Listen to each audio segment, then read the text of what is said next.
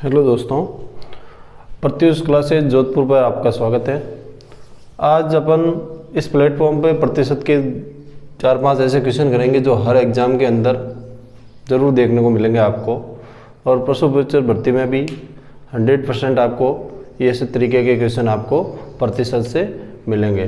तो दोस्तों, किस टाइप के क्वेश्चन होते हैं, किस तरीके से इनको सॉल्व करना है, किस तरीके से टैकल करना है, कितने तरीके हैं अलग अलग, वो चीज़ सारी अपन डिस्कस करेंगे।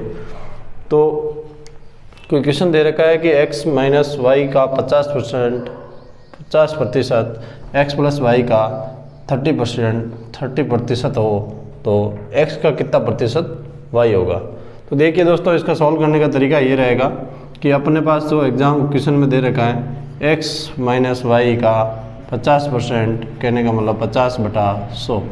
प्रतिशत का मतलब यही होता है कि अपन ने प्रतिशत का 50% का अपने भिन्न निकाला था। क्या निकाला था? 1/2। इस तरीके से भी कर सकते हैं। और 30% का प्रतिशत कितना निकलेगा?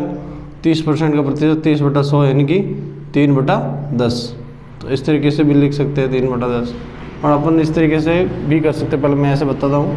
तो x प्लस वाई 30% का मतलब 30/100।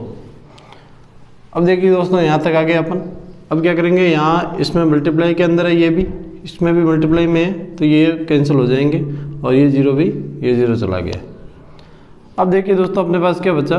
x minus y into 5 is equal to x plus y into 3। अब इनको अंदर मल्टीप्लाई कर दें तो क्या आ गया? 5x minus 5y is equal to 3x plus 3y। अब देखिए दोस्तों, इक्वल टू के इधर 3x है तो इधर आएंगे तो क्या हो जाएगा? माइनस का हो जाएगा, ये माइनस हो जाएगा। ऑलरेडी 5x प्लस का पड़ा है, ये माइनस का 3x आएगा। कितना बचेगा दोस्तों? 2x। ये माइनस का 5y इक्वल टू के उधर जाएगा तो प्लस का हो जाएगा। प्लस का पड़ा है, इधर कितना पड़ा? 3y प्लस का पहले से पड़ा, इधर से ये 5y आएगा, कितना आ जाएगा? 8y। तो कहने का मतलब दोस्तों कि x अपॉन वाई की वैल्यू कितनी आ जाएगी? y इधर डिवाइड में आ जाएगा तो कितनी आ जाएगी? 8/2।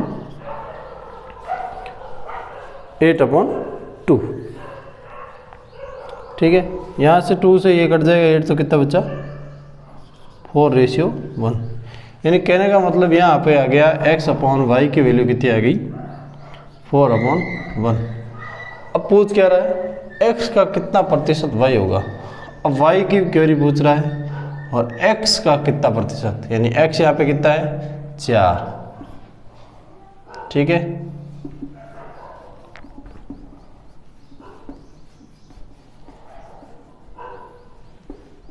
x का कितना प्रतिशत y होगा, x का कितना प्रतिशत y होगा।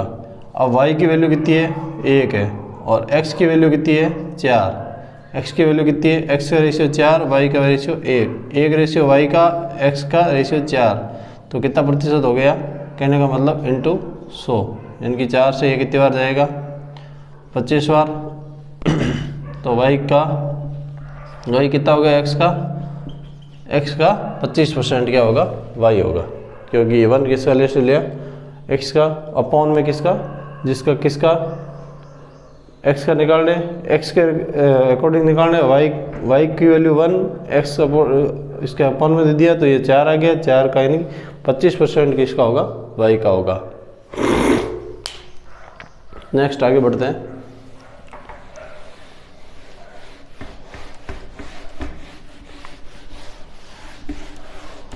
नेक्स्ट मैं जो इम्पोर्टेंट क्वेश्चन में पढ़ के बताऊंगा आपको, नहीं तो लिखने में अपना टाइम लगेगा। आपके भी समय बहुमूल्य है, सबका आज के दिन, आज के समय में समय किसी के पास नहीं है। तो सेकंड क्वेश्चन ये रहेगा कि यदि एक ही आय का कितना परसेंट? 10% बराबर है बी की आय का 15% और बराबर है सी की आय का, यानी कि उसकी इनकम का कितना परसेंट? 20%। ठीक है, ये चीज़ दे रखी है। और यदि कुल आय का योग है वो कितना दे रखा है? कुल आय कितनी दे रखी है? कुल आय दे रखी है दोस्तों 7,800 रुपये। तो अब इसने पूछी है कि बी की आय कितनी होगी। किसकी आई कितनी होगी, बी की।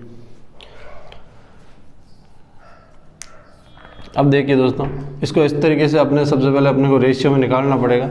इन दो सबका रेशियो क्या होगा, तो रेशियो में निकालने के लिए अपन क्या करेंगे, अब ये ए की आई का 10% है, तो ए इंटू 10% का मतलब क्या मानते थे अपन, 100 ऊपर नीचे इक्वल टू बी का कितना परसेंट है, 15, तो अपॉन 100, और सी का कितना परसेंट है, 20%।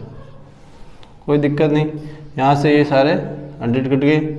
यहाँ किस में भाग जा रहा, किसका भाग जा रहा, 5 का 2 बार, 5 का 3 बार, 5 का 4 बार, तो यहाँ से आ गया 2a इक्वल टू 3b और 4c।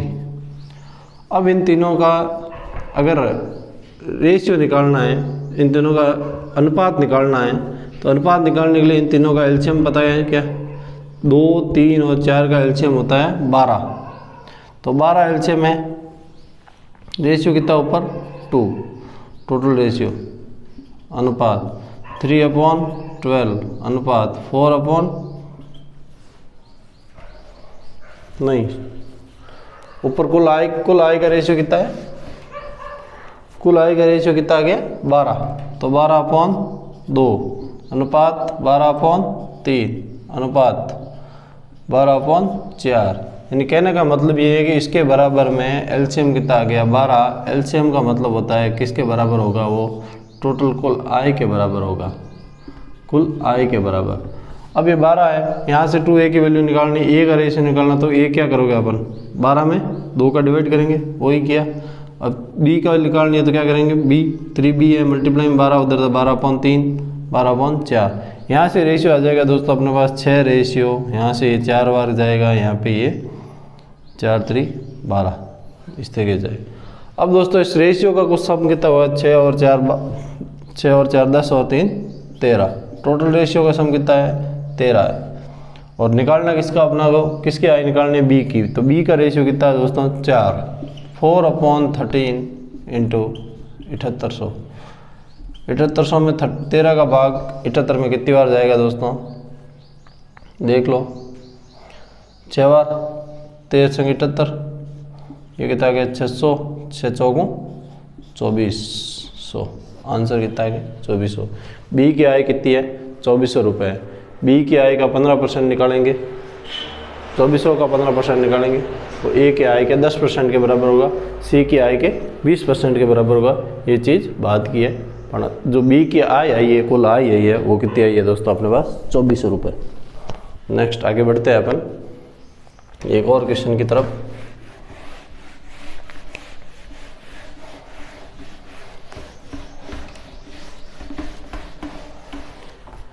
नेक्स्ट क्वेश्चन है अपने पास, क्वेश्चन कह रहा है कि यदि किसी वर्त की त्रिज्या में 50% वृद्धि कर दी जाए, किसकी, वर्त की त्रिज्या में, ये वर्त है, उसकी त्रिज्या है, उसमें 50% की वृद्धि कर दी जाए, क्या कर दी जाए दोस्तों, यदि बढ़ा दिया जाए, कितना परसेंट बढ़ाना है, 50% त्रिज्या को बढ़ा दिया है, तो उसके क्षेत्रफल में कितनी वृद्धि होगी, यानी कि जो एरिया है या क्षेत्रफल है वो कितने परसेंट बढ़ जाएगा, कितने परसेंट वृद्धि होगी।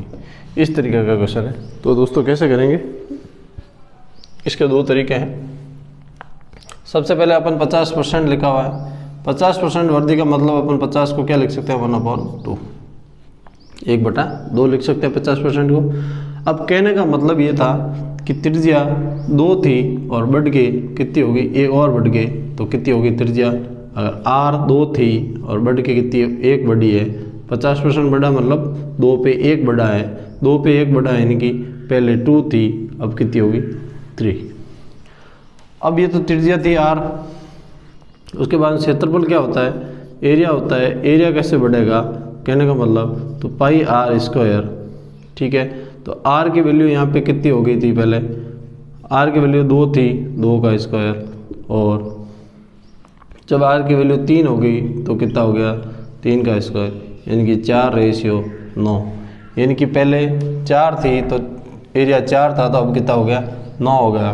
टोटल डिफरेंस कितना आ गया दोस्तों इसके अंदर 5 का, किस पे 5 का आया, 4 से 5 का डिफरेंस आया इंटू 100, ये कितना 25 और ये कितना गया 25 इंटू 125%। तो क्या यहाँ पे क्या निकल के आया कि एरिया कितना प्रतिशत वृद्धि होगी, 125% वृद्धि होगी। ठीक है दोस्तों, क्योंकि आर स्क्वायर है, क्षेत्रफल में हमेशा आर स्क्वायर है, रेशियो आ रहा है वो आर में आ रहा है, स्क्वायर में आ रहा है, तो यहाँ पे इस तरीके से अपन ये सॉल्व कर सकते हैं। नेक्स्ट क्वेश्चन की तरफ बढ़ते हैं अपन, वो भी मोस्ट इम्पोर्टेंट क्वेश्चन है। मोस्ट इम्पोर्टेंट क्वेश्चन क्या करेगा, यदि किसी व्यक्ति के वेतन में पहले 20% की वृद्धि कर दी जाए, पहले 20% की वृद्धि, देन उसी व्यक्ति के फिर से उसमें 20% कमी कर दी जाए, फिर से 20% कमी कर दी जाए,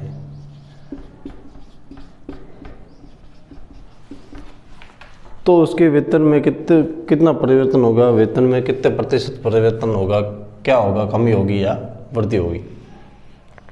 कहने का मतलब ये है कि कोई व्यक्ति है, 100 रुपये थे उसके पास, 100 रुपये पहले उसकी वेतन था, उसको बढ़ा के उसको कितना कर दिया 20% बढ़ा के, तो 100 का 20% बढ़ेगा तो कितना 20 रुपये और बढ़ेगा। 100 पे 20 रुपये कहने का मतलब प्रतिशत का मतलब यही होता है 100 पे 20 रुपये, यानी कि 120 रुपये हो गए। अब वो क्या है कि 120 रुपये हो रखे थे, तो उसमें कमी कितनी कर दी, 20% की कमी कर दी, यानी कि 120 में 120 का 20% कमी कर दी, यानी 80/100। 0 से 0 गया, 12 आटा छिन्नू। अब छिन्नू आ गया, कहने का मतलब ये है कि कितने प्रतिशत क्या हुआ। अब सबसे पहले आय, कुल आय तो थी कितनी, पहले मूल आय कितनी थी 100 थी, 100 से कितनी हो गई 96, पहले 20 बढ़ाया 20 कम किया 96 हो गई। अब 96 से कमी कितनी गई 4 की कमी किस पे आई 100 पे, और क्या आई कमी, यानी कि माइनस, यानी कि ये कितना हो जाएगा, ठीक है, इंटू 100, तो कितना प्रतिशत हो जाएगा 4%। कितना परसेंट, 4%। अब कुछ लोग कहेंगे नहीं इस तरीके से नहीं करना था, हमें कुछ अलग तरीका बताओ। अलग तरीका बताना है तो ये देखिए, अगर वृद्धि और कमी, अगर वृद्धि और कमी समान दे रखी हो, अगर वृद्धि और कमी समान हो, इन कहने का मतलब 20% वृद्धि हुई है 20% ही कमी हुई है, तो कुछ नहीं करना अपने को, प्रतिशत का स्क्वायर करके अपॉन में 100 कर देना है। कहने का मतलब प्रतिशत कितना है, कितने की कमी वृद्धि हुई 20 की, कितने की कमी वृद्धि आई 20 का स्क्वायर अपॉन 100, यानी 20 का स्क्वायर कितना होता है दोस्तों 400/100, यानी कि 400/100 यानी कि 4%। और 4% हमेशा ऐसे क्वेश्चन में अगर वृद्धि हो की कमी होती है तो हमेशा कमी ही होगी। ठीक है दोस्तों, इस तरीके से भी अपन कर सकते हैं इस क्वेश्चन को, कोई बड़ी बात नहीं है। अब कुछ लोग कहेंगे यही तरीका मेरे को पसंद नहीं आया, कुछ लोग कहेंगे यही नहीं, दूसरा बताओ। तो दूसरा तरीका ये होता है कि x% वृद्धि, y% कमी, plus minus x into y. अब कहने का मतलब ये क्या आएगा, x की वैल्यू कितनी आ गई 20, वृद्धि हुई तो प्लस, और ये क्या होगी कमी तो माइनस। अब ये प्लस माइनस दोनों है तो क्या आ जाएंगे, 1 + 1 माइनस तो माइनस रह जाएगा, और 20 इंटू 20, ठीक है, परसेंटेज है दोनों का, तो 100 × 100, और यहाँ पे भी 100 था तो यहाँ पे भी 100 था, यानी कि 100 सब में से कॉमन आ जाएगा, पीछे कितना बचेगा ओनली 100। अब देखिए दोस्तों, ये 20 प्लस का है, ये माइनस का गया, अब ये कितना हो गया माइनस का 400/100, यहाँ मैं 100 ही लिख दूँ चलो। तो यहाँ से 0 से 0 गया तो कितना बचा माइनस का 4%, कितना बचा माइनस का 4%। तो इस तरीके से आप फॉर्मूला बना के भी इसको सॉल्व कर सकते हैं। अभी कमी वृद्धि हो रही है कुछ अलग परसेंटेज में, अब ये सेम परसेंटेज में तो भी यही चीज़ आएगी। अगर अलग परसेंटेज में दे रखा है या 20% वृद्धि हुई 30% कमी हुई, तो भी इसको ये फार्मूला लगा के अपन काम कर सकते हैं। जैसे 20% वृद्धि हुई तो यहाँ पे x की वैल्यू 20% और कमी कितनी 30% हुई 30, अब प्लस माइनस तो माइनस हो गया, और 20 × 30/100। अब ये से यहाँ गया तो कितना बचा यहाँ पे -10, और इसको सॉल्व कर लेंगे अपन तो कितना बचा -3 दूनी 6, यानी कि -16% क्या हो जाएगी, कमी हो जाएगी अपने वहाँ पे, क्या हो जाएगी, कमी हो जाएगी। अब कहने का मतलब ये फॉर्मूला अगर अपन याद कर लेंगे x + y x ± तो अपन कितनी भी वृद्धि और कमी किसी में कर रहे हैं वृद्धि के अंदर, तो अपन वो सारी क्वेश्चन क्या कर सकते हैं, इससे सॉल्व कर सकते हैं दोस्तों। ठीक है दोस्तों, धन्यवाद।